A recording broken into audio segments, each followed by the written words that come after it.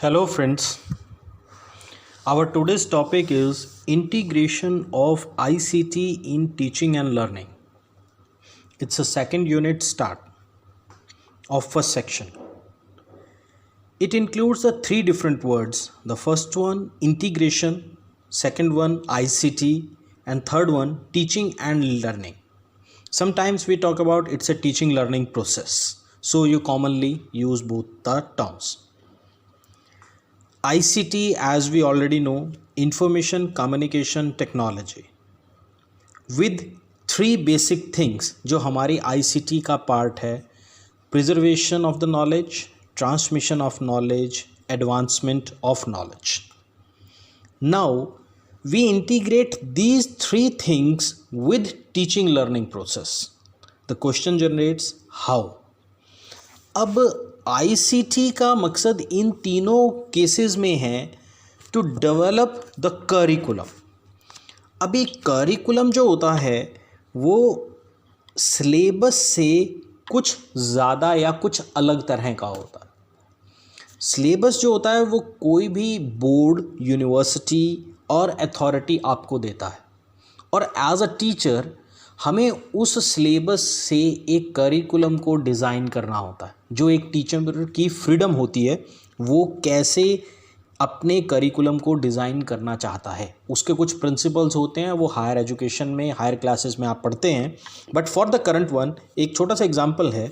If I am a teacher of training college, तो मेरे को जो भी कंटेंट, अब जैसे मैं आईसीटी का पेपर पढ़ा रहा हूँ, तो मेरे लिए करिकुलम का मतलब होगा कि आईसीटी के गिवन सिलेबस के तहत मैं अपने स्टूडेंट्स को ट्रेंड करूँ आईसीटी के डिफरेंट टूल्स को यूज़ करते हुए करिकुलम डिज़ाइन करने में. फॉर एग्ज़ाम्पल, मेरे स्टूडेंट्स जो पीजीटी या टीजीटी लेवल के लिए तैयार हो रहे हैं, मीन्स पीजीटी मीन्स कि उन्होंने मास्टर्स कर रखा है अपने अपने सब्जेक्ट में, या टीजीटी की कंडीशन है तो वो सिंपल अंडर ग्रेजुएट है, may B science, may be commerce, may be arts, और साइंस में medical, non medical, whatsoever you have. तो अब मान लो वो अपनी पर्टिकुलर एक क्लास को पढ़ाते हैं, तो उस क्लास के लिए एक सिलेबस बोर्ड्स ने डिफाइन कर रखा है, मे बी सीबीएसई और बाय द स्टेट बोर्ड और IASC board, whatsoever the board chosen by your respective institution जिसमें आप आने वाले समय में जॉब करेंगे. अब मान लो आप मैथमेटिक्स पढ़ा रहे हैं, या साइंस का कोई सब्जेक्ट पढ़ा रहे हैं, या सोशल साइंसेस के 6 सब्जेक्ट्स में से कोई एक सब्जेक्ट आप ले रहे हैं. उस सब्जेक्ट के सिलेबस में आपने पर्टिकुलर टॉपिक के अंदर क्या क्या कंटेंट बनाना है, फर्स्ट थिंग. उस कंटेंट को प्रेजेंट कैसे करना है स्टूडेंट को, सेकंड थिंग. या उसका इवैल्यूएशन कैसे करना है, थर्ड थिंग. ये जब आप डिज़ाइन करते हो, मैं एक ब्रॉडर और कॉमन वे में बोल रहा हूँ, तो इसको कहते हैं करिकुलम डिज़ाइन करना. और जो हमारा आज का टॉपिक है वो सीधे तौर से ये हिट करता है कि हम आईसीटी को अपने टीचिंग लर्निंग प्रोसेस के साथ यदि इंटीग्रेट करना चाहते हैं तो हमें इन दोनों पक्षों को लेना पड़ेगा. आईसीटी के टूल्स भी समझने पड़ेंगे और टीचिंग लर्निंग प्रोसेस की डिमांड को भी फुलफ़िल करना पड़ेगा, ताकि दोनों को जोड़ा जा सके. अब हम अपने बेसिक टॉपिक पर आते हैं कि ये काम कैसे हो सकता है.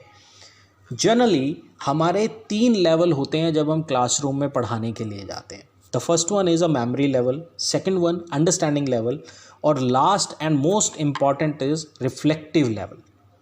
मेमोरी लेवल में जनरली हमें सिर्फ बच्चों को या अपने स्टूडेंट्स को, बच्चों को क्योंकि आप सभी बच्चे ही हैं तो इसलिए ये शब्द इस्तेमाल हुआ, आप सभी को एक स्पेसिफिक इन्फॉर्मेशन देना है, और उस इन्फॉर्मेशन को लंबे समय तक आप याद कैसे रख सकते हैं इसके लिए प्रयास करना.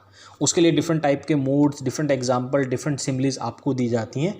अब सवाल उठता है कि जो इन्फॉर्मेशन आपको दी गई, क्या आपको वो एज इट इज़ समझ में आ गई? इसके लिए अब आप डिज़ाइन क्या करेंगे?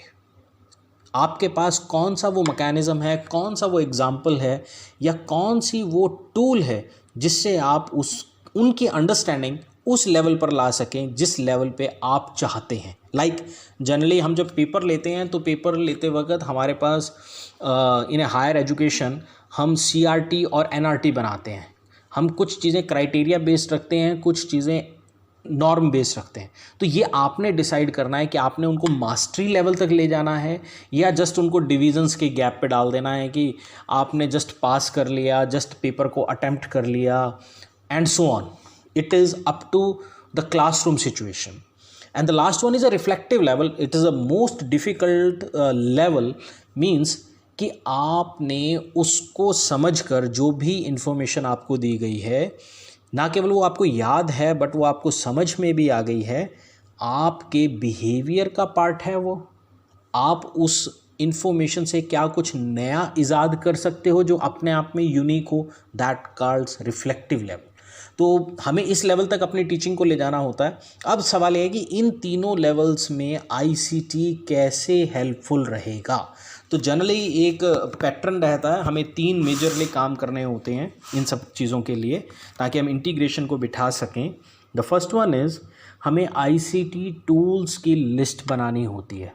अब ये जो लिस्ट बनती है ये according to class, according to mental level of the students and according to learning environment decide होती है। इन तीनों में से आप एक भी चीज़ को स्किप नहीं कर सकते।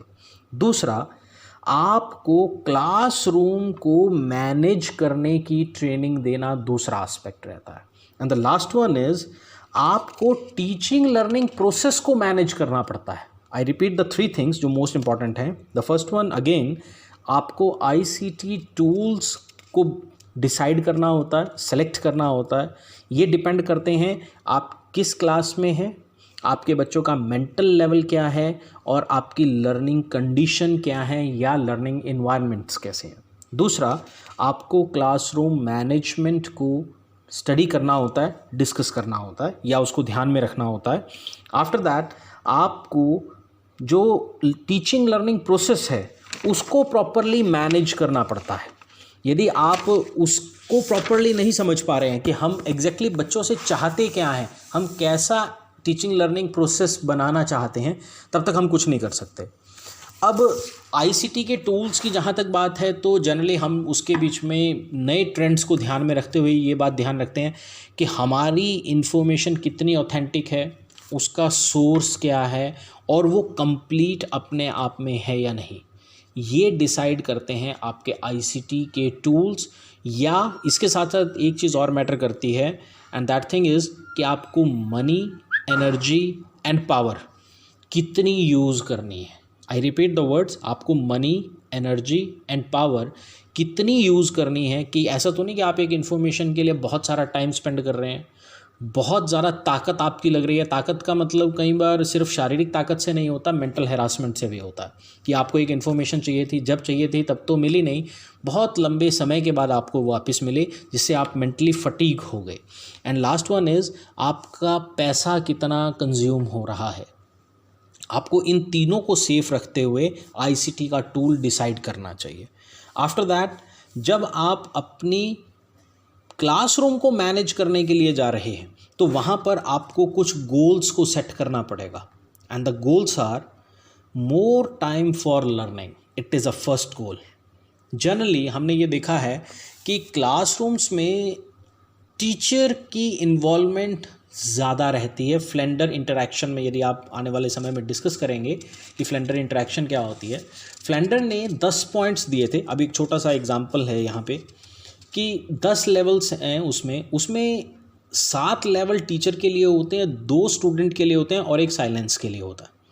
अब लर्निंग की जो बात है वो ये है कि लर्निंग को डिफ़ाइन करने के कई एस्पेक्ट्स हैं। बच्चा फर्स्ट हैंड लर्निंग करना चाहता है, सेकंड हैंड लर्निंग करना चाहता है, क्या प्रायोरिटी है। फर्स्ट हैंड में आपको उसे ज़्यादा टाइम देना पड़ेगा। सेकंड हैंड में वो आपकी बात को क्रॉस वेरीफाई नहीं करेगा, उसका मेंटल लेवल इतना हो चुका है कि वो खुद डिसाइड कर लेगा, हाँ ये बात है, ये फैक्ट है और मैं सीधा रिफ्लेक्टिव लेवल पे उसका यूज़ कर सकता हूँ। That is depend on the individual to individual. Second one, access to learning. आपके पास लर्निंग तो है but up to what level. Again वही memory level, understanding level and reflective level. And the last and most important goal to the goal for the management of the classroom is encouraging students to manage themselves.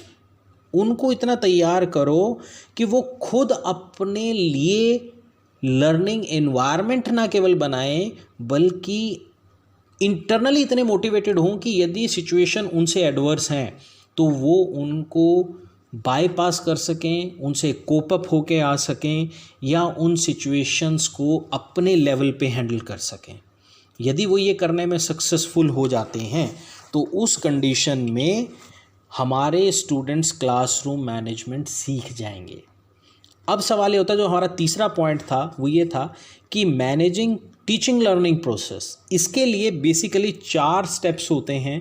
मैं इन चारों steps के नाम बोल रहा हूँ।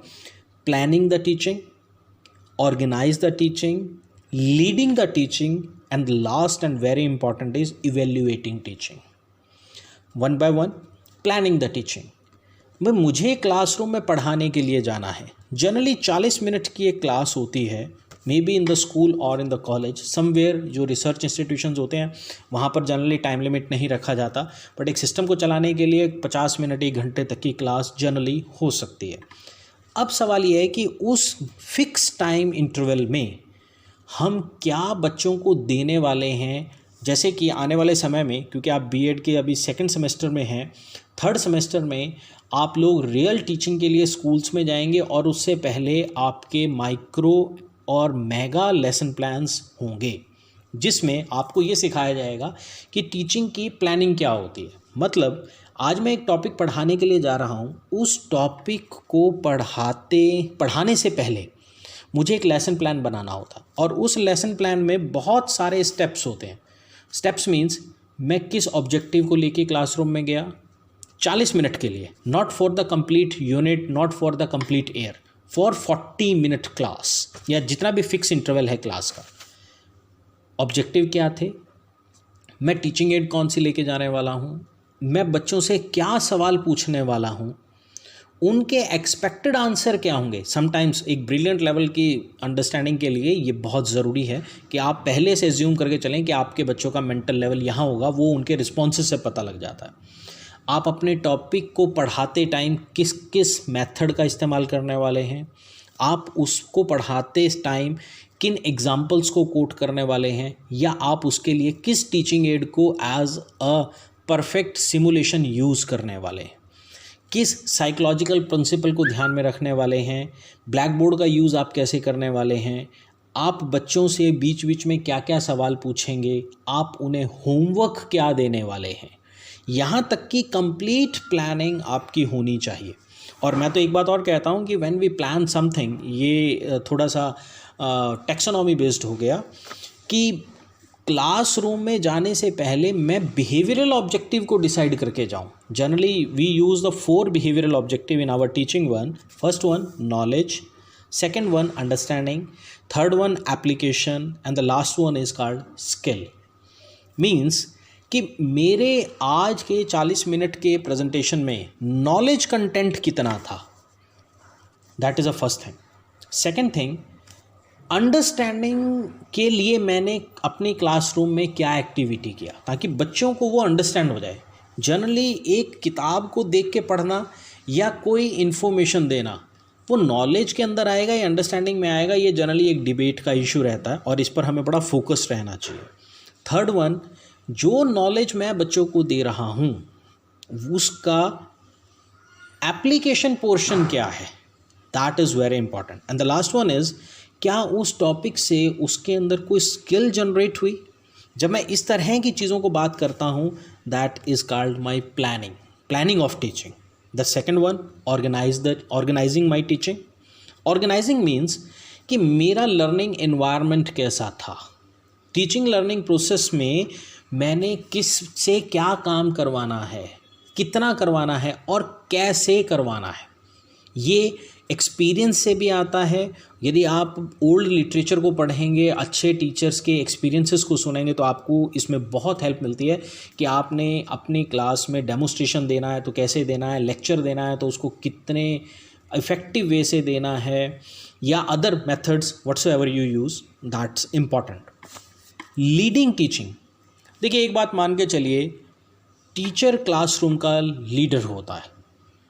जिस direction को वो फॉलो करेगा, जिस डायरेक्शन पर वो चलेगा, बच्चे जनरली उसको फॉलो करेंगे। अब सवाल ये उठता है कि क्या हमारे टीचर्स प्रॉपरली क्लासरूम को लीड कर पा रहे हैं या बच्चों की नॉलेज टीचर को लीड कर पा रही है। That is again a teaching learning process, milestone की तरह काम करता।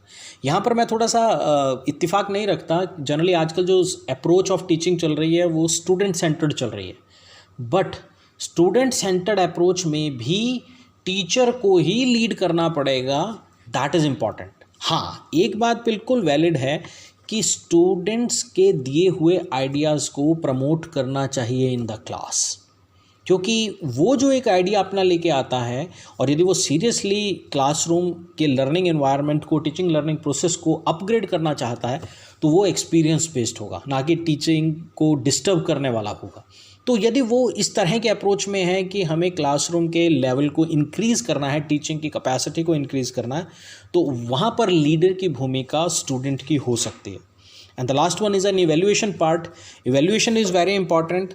जनरली जब हम इवेल्युएशन करते हैं तो जो भी हमने टेस्ट बनाया होगा वो सिर्फ नॉलेज बेस्ड था या बच्चों की अंडरस्टैंडिंग चेक करने वाला था, बच्चों की एप्लीकेशन कैपेसिटी को चेक करने वाला था, उनमें कौन सी स्किल हुई। इसका यदि हम एग्जैक्ट मिक्सचर यूज़ करेंगे तब हम बच्चों को सही तरीके से इवेल्युएट कर पाएंगे।